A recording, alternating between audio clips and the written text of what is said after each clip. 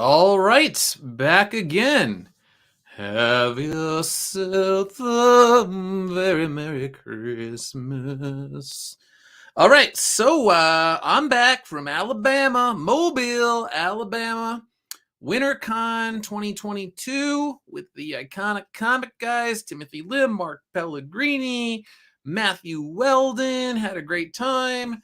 So I figured, hey, let's catch up. Let's do an AAR after action review. Let's talk about it, and we'll go from there. So, if everyone could hear me all right, just let me know.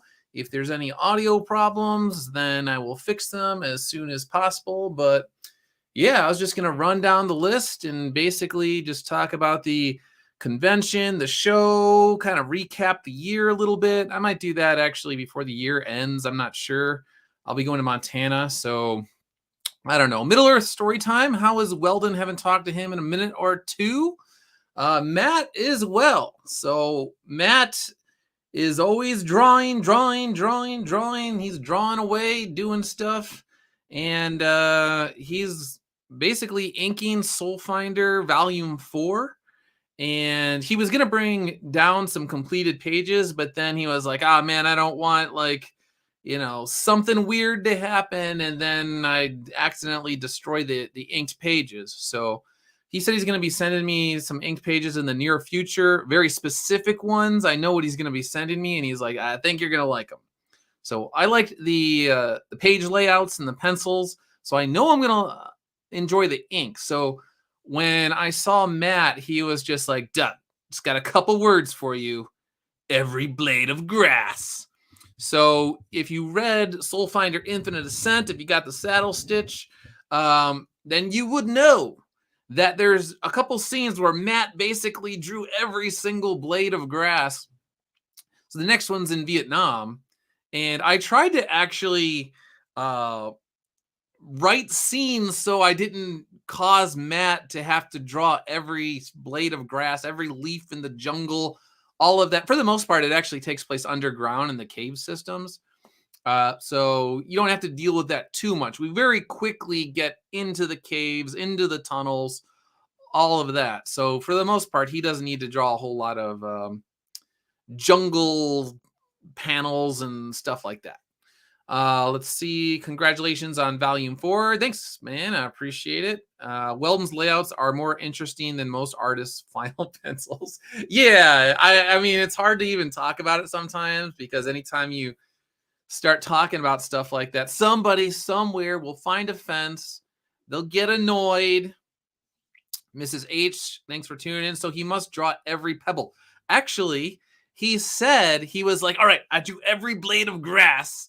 And I was even able to get the dewdrops on some of the blades of grass. So he's actually drawing little dewdrops. And then I was like, all right, Matt. So the problem now, we have a very good colorist, but the problem is the colorist going to come through and do your artwork justice? Because we got to make sure that's the case. So it's actually the same colorist who did Soulfinder Infinite Ascent and did a great job. One of the cool things that I liked about the feedback so far on Infinite Ascent is that people are like, the color work is very much complementing and adding to the artwork and all of that.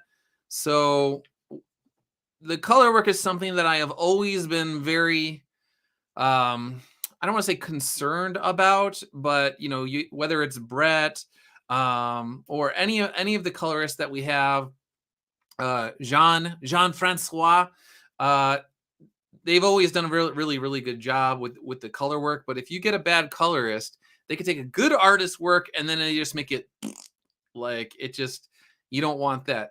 Tagia 527, so he drew every speck of dirt. No, Matt's very good about drawing the things that need to be in there and getting detail, but then you don't want to overkill it, basically. And he does he balances that out very well. So yeah, again, if you have not purchased Soulfinder Infinite Ascent, the saddle stitch is on the Iconic Comics website. The hardcover, which I'll be talking about in a second, that is on its way. all of the pages have been printed, and I got the mock-up, the folded and gathered, the cardboard, the covers, both the Dorman and the Alejandro Mirabal variant, and they look good. I gave the green light, and essentially they should be printed. It looks like they might even be finished before Christmas. So there's going to be silver gilded pages in this one because we got a mountainous environment. We're up in the snow and all of that. So the first one had gold.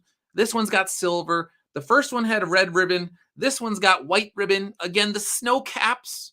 We're trying to thematically, artistically, make everything go together real nicely. Now, the one thing I will say on the hardcover, I didn't do the embossed Soulfinder, the logo on the front on this one.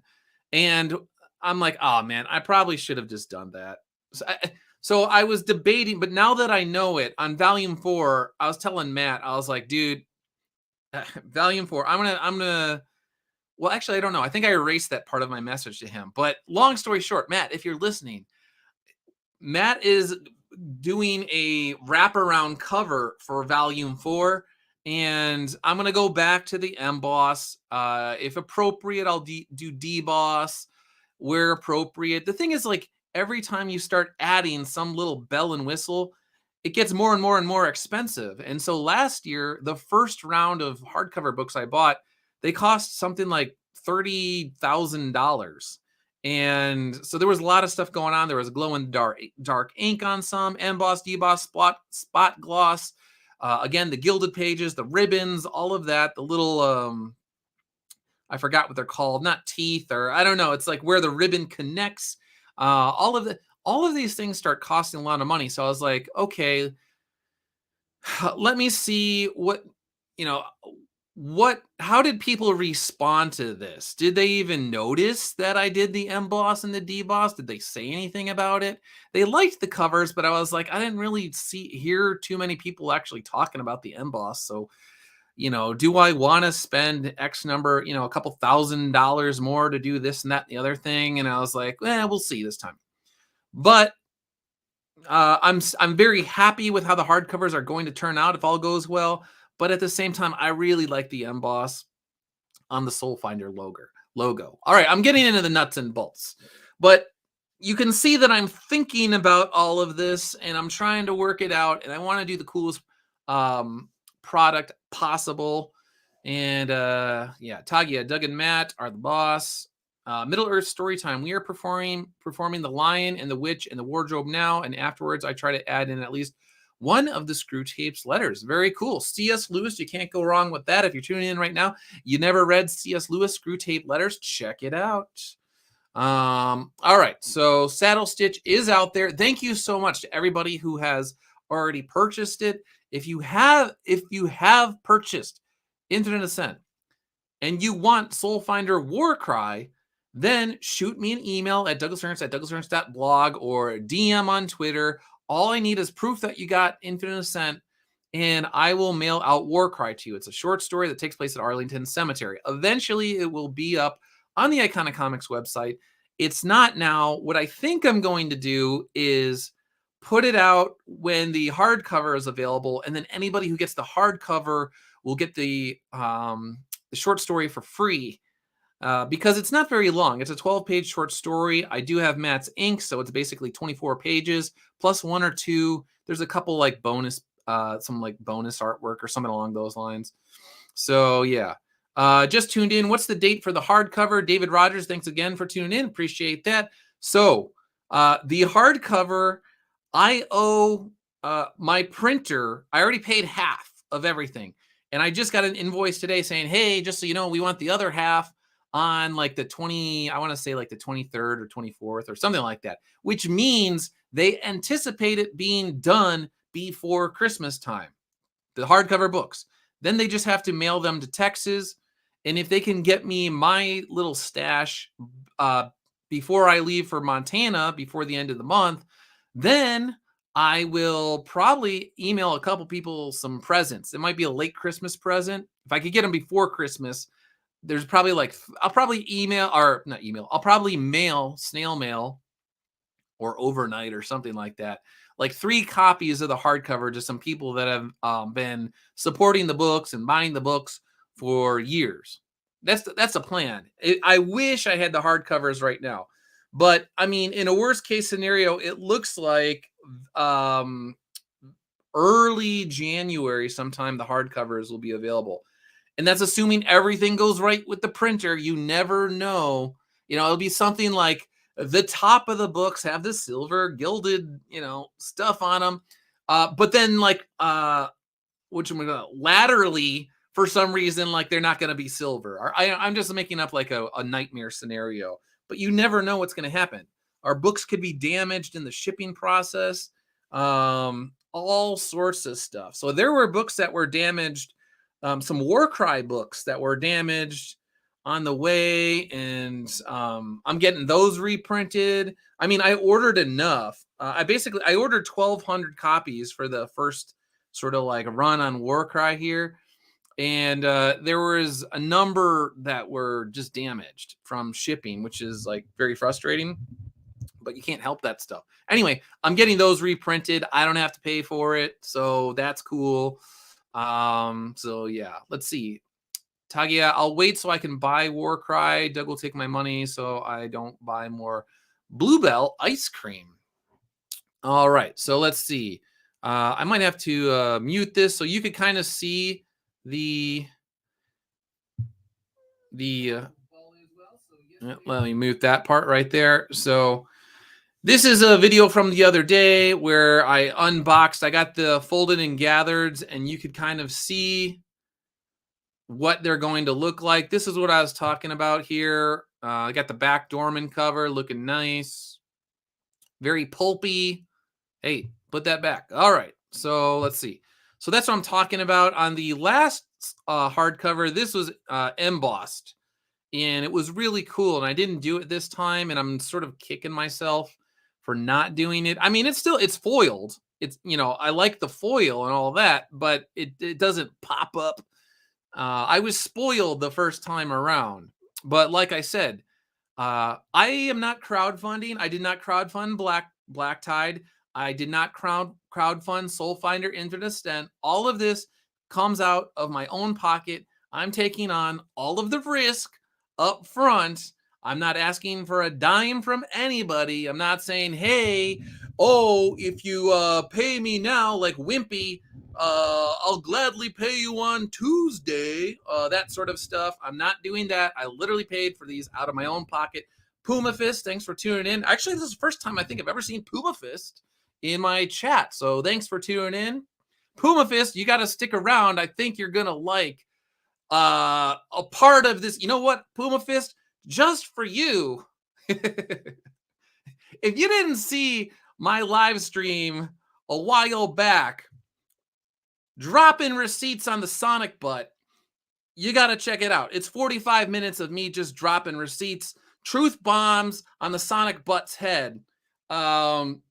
Yeah, so we'll get into that. Okay, so since Puma Fist is here, let me tell you what I have been putting up with for months. And every once in a while, you poke the bear and you poke the bear and you poke the bear. One of these days, the bear is going to bite you back. And here's an example of that. So I get back from Alabama and I'm doing this video. I did like a nice little video about all the guys and all this sort of stuff. Let me see here. All right, let's go backwards. I'm cracking up. I never saw Puma Fist here. All right, so I posted this nice video the other day. Where is it? Of just, all right, the guys, all right, going on 90 minutes of sleep. And I post this video. It's on YouTube. Or is this not the one? Oh, no, that was my F&Gs. But there's a nice little video. I got the Replacements soundtrack. Paul Westerberg, if you don't know who the Replacements are, they're great. From basically 1980s, early 90s, if I'm not mistaken. They're on the Singles soundtrack, Paul Westerberg. Anyway, did that, and I see that I have like a likely spam or held for review thing. It's from like a month ago. But trust me, I still get these comments. And this guy, this guy, again, Puma Fist will like this. This guy, Michael, he goes, "The true heart of anti-comics gate. So disappointing to see a man who claims to be a Christian using a troll to try and destroy someone with deceit. I did no such thing. That's just false. And I don't claim to be a Christian. I am a Christian. I am Catholic. First of all, anti-comicsgate is one of the dumbest sort of terms that I've ever heard. The vast majority of people who are called quote unquote anti-comicsgate usually just have a problem with an individual or a couple individuals. And similarly, you will note that I have had waves upon waves upon waves of people call me every single name in the book for months. I had dozens and dozens and dozens of hours of live streams about me for hours, about me and how I'm the worst person in the world. All of it based on a conspiracies of lies that imploded upon itself. But guys like Michael here, they are gullible and they will believe anything just at face value because it's about me. The pump was primed a long time ago over the course of very many years. He goes, "You went quiet after the Sonic butt admitted his part." I didn't go quiet. I was on Twitter. I was on Instagram. I was releasing videos. What I didn't do was give drama merchants their drama fuel. That's what I didn't do. I'm sorry that you didn't like that, Michael. But don't think for a minute many who supported and watched your videos forgot. First of all, Michael, never saw you before. So, I mean, great support there. Years and years of doing videos, never saw Michael. He pops out of the woodwork now. Michael, I would bet some big money that you'd never supported Soulfinder Demons match. But I digress. All right, so that's the other thing with these guys. These guys pop out of nowhere. They don't support my books. I've never seen them share links. They don't follow me on Twitter. They don't comment on YouTube unless it's to like say something stupid about me. They ignore they've ignored for years passive aggressive shots that have been taken at me and outright just malicious and dishonest attacks that have happened. This is who these guys are. So again, you want to poke the bear over and over again. I was like, you know what? I want to show how ridiculous and gullible these guys are. So here's my own narration of my own tweet. I did no such thing. It's not my problem if you blindly believe a proven liar who literally deleted over 1,200 videos and nuked 2 YouTube channels. It's actually more like 3 or 4. Of all of his videos to avoid scrutiny. Don't, quote, think for a minute that I'll forget about guys like you. Please do me a favor when you die and ask God if the accusations leveled against me were true. I promise you. I promise that you'll be in for an eye-opening experience. And that is true. That is very true. Guys like you, Michael, guys like you sat in silence when individuals with huge YouTube channels lied to their audience and said Iconic Comics abused backer information. Lie. Guys like you said nothing when popular YouTubers said I should be sodomized with a rusty instrument upon launching my first campaign. Demons match, Soulfinder Demons match. I launched my campaign. I got people saying that I should be raped and sodomized. Yeah, that was great. I really enjoyed replying to those messages asking me what I did to make so many people upset that they would say that I should be raped. Nothing. I just released my book.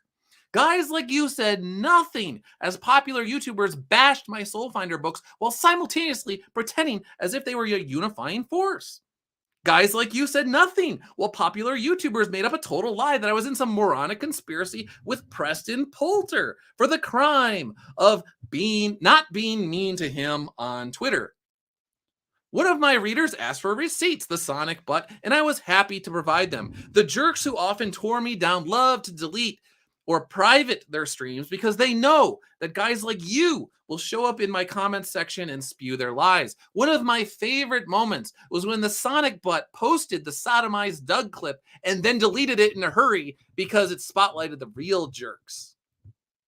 I didn't go quiet. I decided to not give drama fuel to drama peddlers and focused on the summer crossover and getting Infinite Ascent out. See, multiple books came out this year, and people liked those books. The reviews were good. They came out on time. We were men of our words. We were men of integrity, and people enjoyed the art and they enjoyed the story by Timothy Lim, Mark Pellegrini, Matt Weldon, and myself.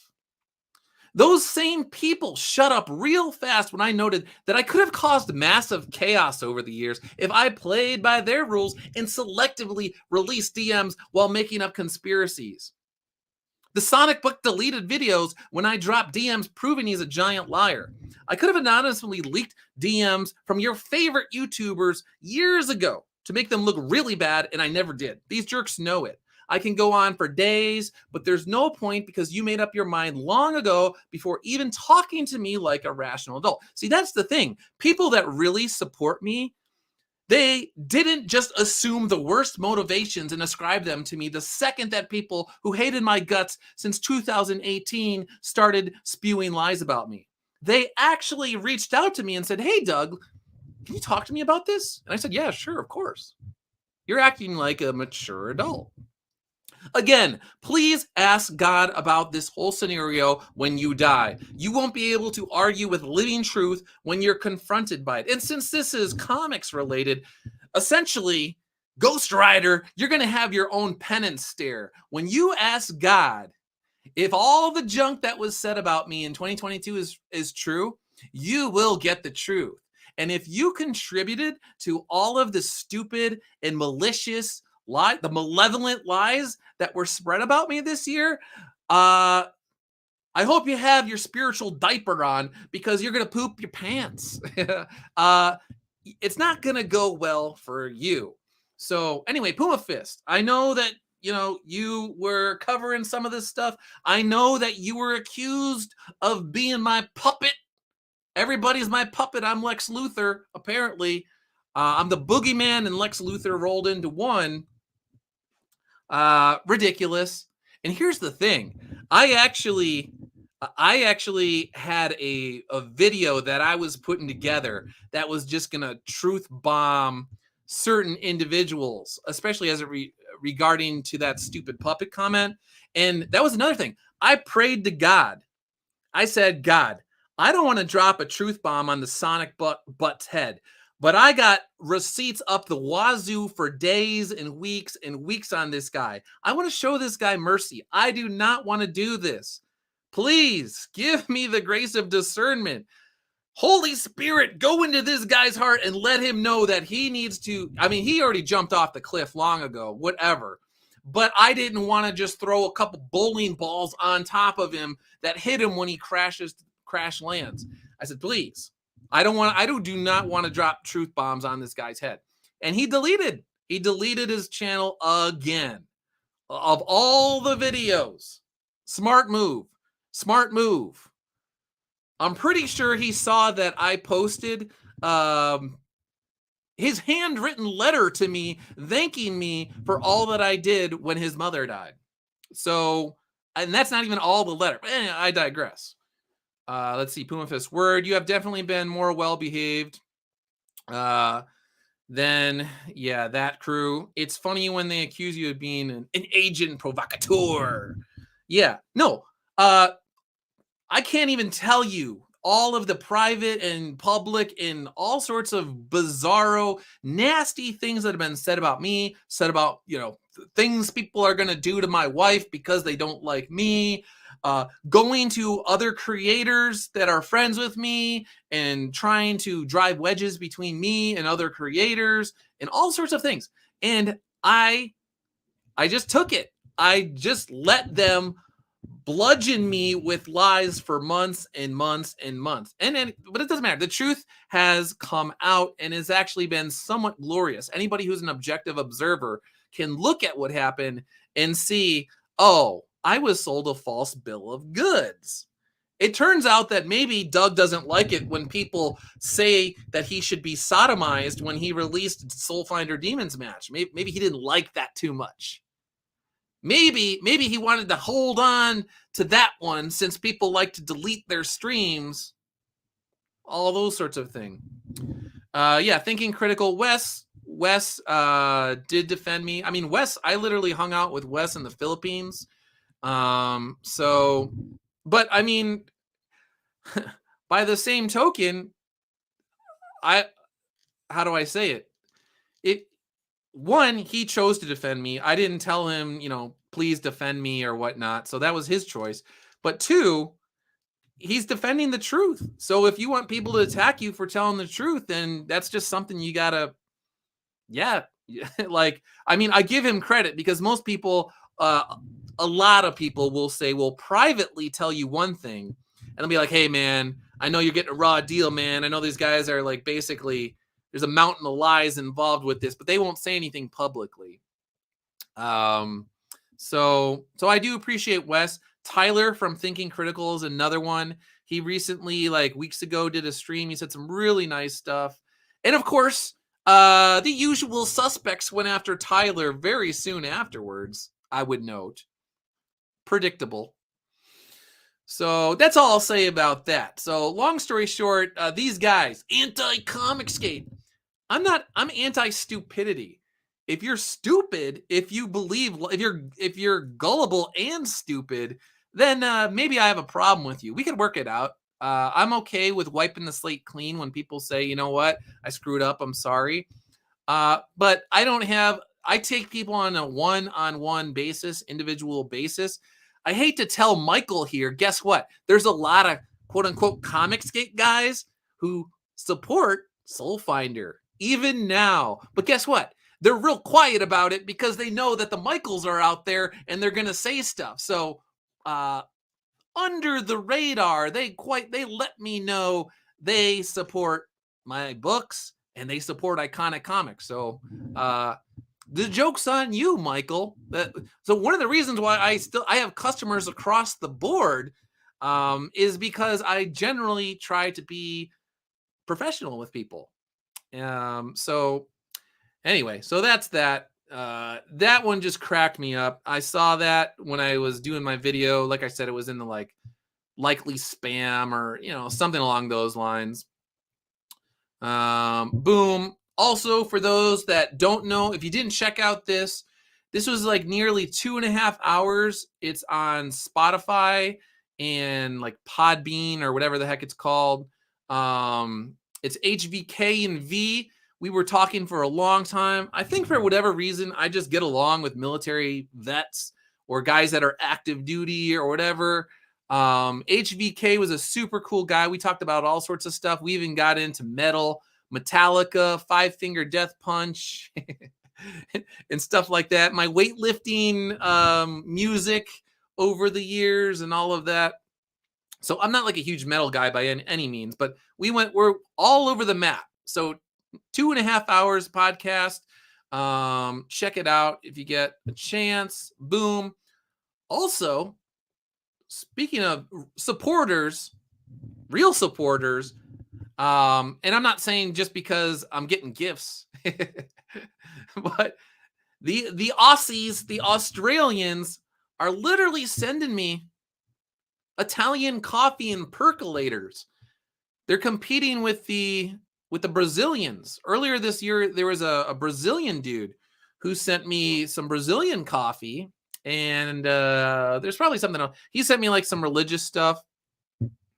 But no, okay, so yeah, contrast Michael's comment with this one. I trust you and MJ are doing well, man. Thanks so much for Soulfinder Infinite Ascent. Thoroughly enjoyed reading it.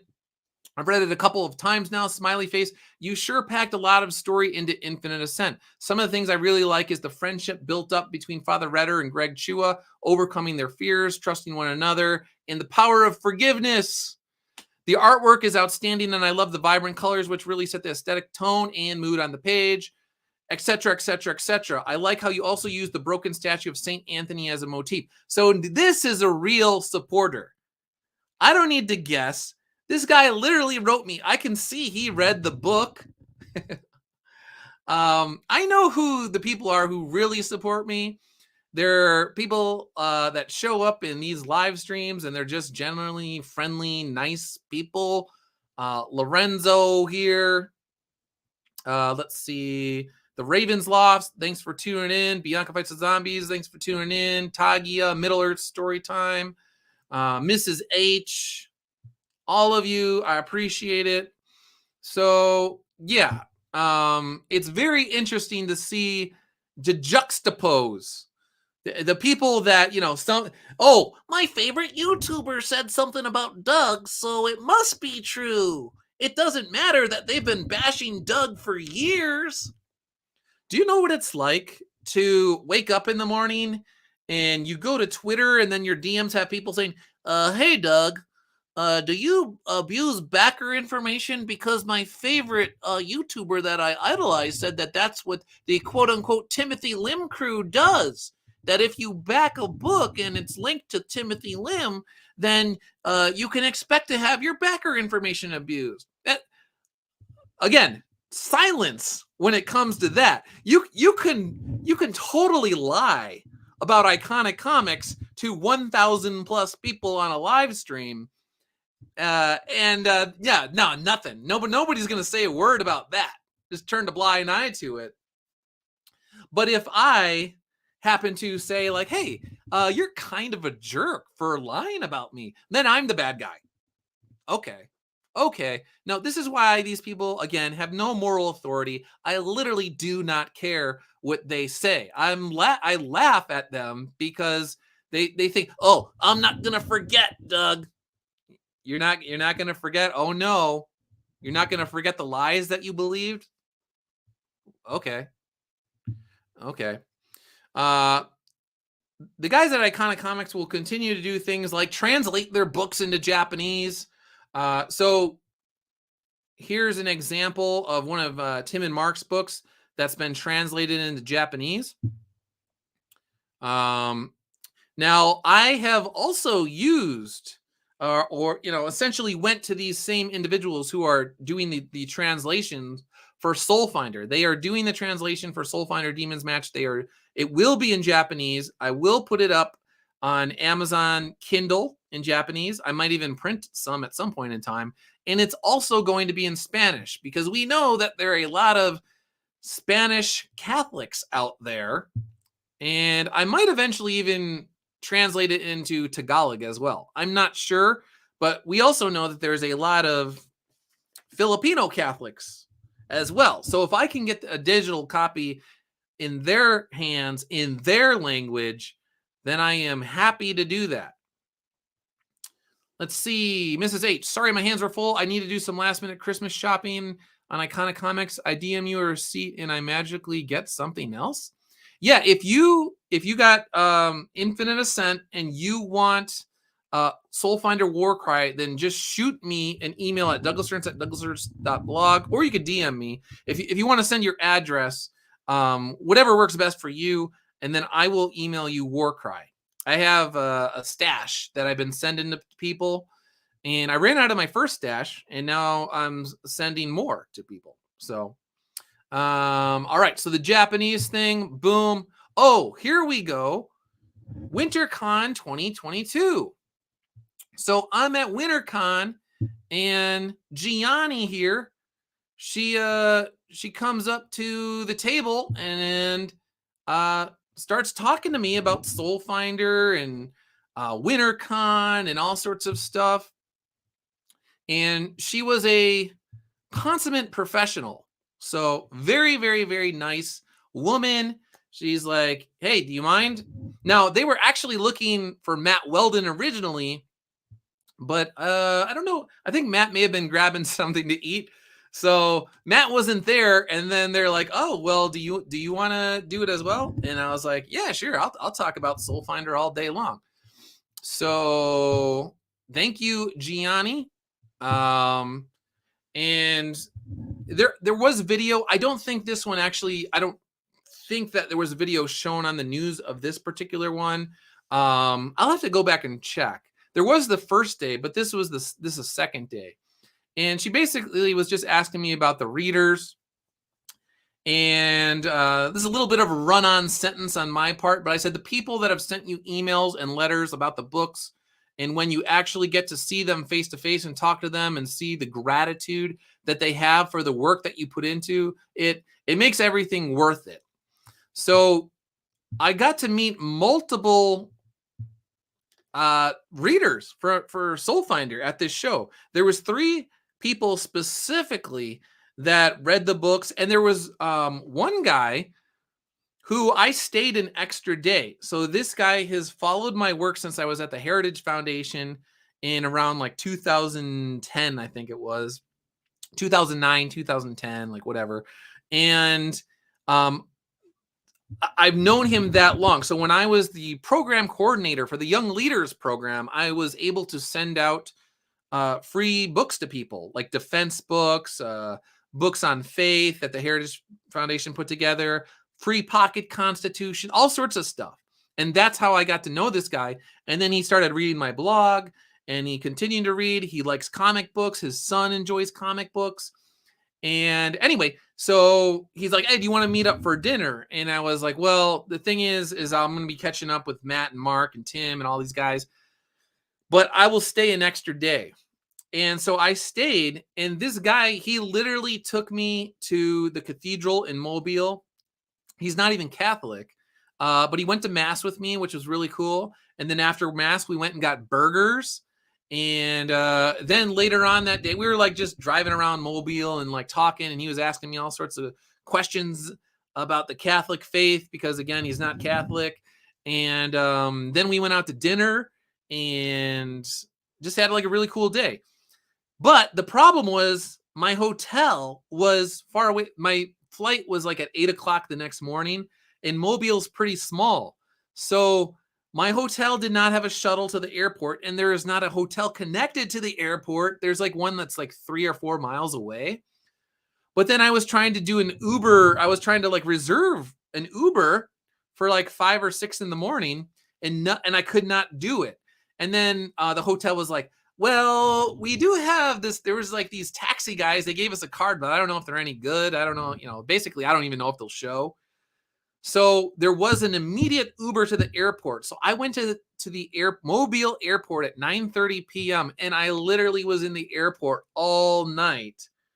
I was just literally catching up on emails. I was watching some UFC videos. I was saying my rosary, praying, thinking about stuff. My flight was delayed by hours the next day. So like basically I was there from like 9:30 p.m. at night to I want to say like 10:30 the next morning. I have not done anything like that in a long time. But overall, the trip was fantastic. And like I said, that's what I was going to say. So all these guys, they think that there's only one blueprint for success. There's only one blueprint to get your name out there and all of this sort of stuff. But here's the deal. I go to WinterCon with the Iconic Comics guys, and suddenly Fox News 10 is talking to me about Soulfinder and putting it up on their page and introducing more people to Soulfinder and all of this. So it's really hard work creates opportunities. I could have stayed home. Here's another thing. This banner right here, I debated not bringing it for like a couple seconds, we'll say. I was like, man, I hate lugging this thing. This thing is a pain in the butt. It's awkward to carry. I don't want to carry this thing. But then I thought about some guy I was talking to, and I was like, you can't cut corners. You can't cut corners. And then that was just in my head. I was like, if I don't bring this thing, I'm cutting a corner. I can't cut it. So I bring it. It's beautiful. It's by Jeff Spokes, who's actually been getting a lot of DC work lately.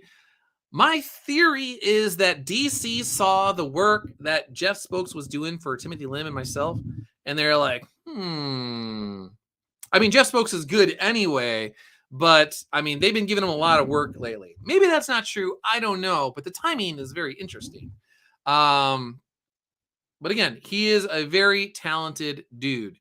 Let's see here. There's some like weirdo chat stuff coming on here, so I'm blocking these adult sort of things that are coming in the chat. Anyway, so I bring, the whole shebang, and maybe that's the thing that caught Gianni's eyes. Who knows? If I would have cut in corner, maybe she would not have, talked to me about Soulfinder. Who knows? But it was a great show. I sold out about 95% of the books. So everything went well. And I might be going to a show in Mississippi in 2023. We'll see. But that might be on the plate as well. I got to talk to a dude who is interested in maybe having me at his booth. Me and Matt or Tim and Mark. It all depends on everybody's schedule, but I might be going to Mississippi. MISSISSIPPI. So that'll be cool. Long story short, we're not going to slow down. Oh, that worked out perfectly. We got Common Victory tricked out cars going on around here. I saw this. Is this real? This is not Photoshop? I guess not. One of Tim's Japanese readers. This is why the Japanese readers are so freaking cool, because they do stuff like this. These are just people that enjoy the Common America books, enjoy Iconic Comics, are now doing like specialty paint jobs with Common Victory on them. That'd be cool if Badger was on there. Is bad. But I mean, come on now. That's really cool. That's some serious promo for the Common America books and Black Hops and Iconic Comics and all this sort of stuff. Driving around Japan. That's freaking cool, man.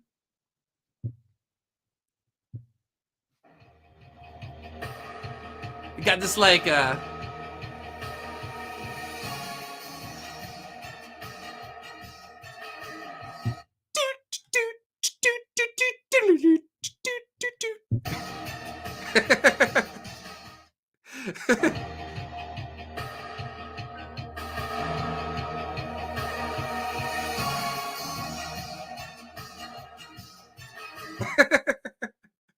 it reminds me of Tyler from John Talk when he does that little like his little like club music or whatever he does. So all right, boom, got that. What else we got here? Mark Pellegrini, he's the cat whisperer. When we were down in Alabama, he somehow was getting cats to come by and let him pet him and stuff like that. Not looking so happy right there. But this cat, he was able to basically do his thing, and suddenly he was able to pet it. So Mark, very impressive with your pet skills there. Trying to think if I'm missing anything else. Just a few pictures from the setup. Yeah, it's pretty good. Everybody did well. Matt Weldon always sells these $1 kitties, and people go insane for them. He's got anything you want: Ninja Turtles, Metroid, Mega Man. He's got all sorts of anime stuff going on there. Star Wars, Spidey. He always leaves with a giant, thing of $1 bills, a giant roll of all these bills. And then he obviously sells his other prints as well. But again, had a great time. Went to the boxing matches as well. So that was cool.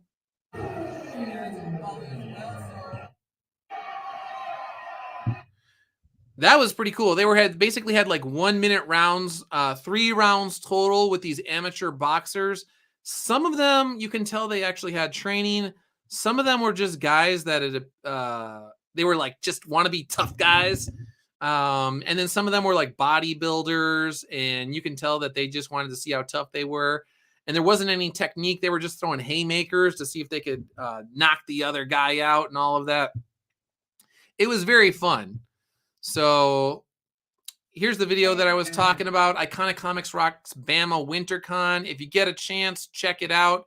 Again, the replacements. I can't say enough about the replacements. I know they're an older band, but great stuff. Paul Westerberg.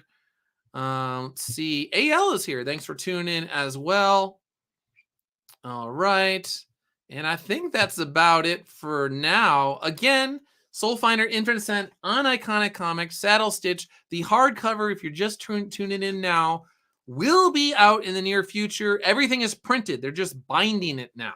And then they're going to put the silver gilding on the pages and the ribbons and all that. So that is happening within the next couple days. The second that I have copies in my hand, I will let people know. And then when they're on the website, I will let you know about that as well. Probably should have talked about Elon Musk and a few other things, but I guess today we'll just call it a day. Thanks to everyone for tuning in. Middle Earth Story Time, Mrs. H, Tagia, David, Pumafist, Bianca, Lorenzo, the Ravens Loft, and AL, Mrs. H, VMRE, and anybody else I missed. Appreciate all of you.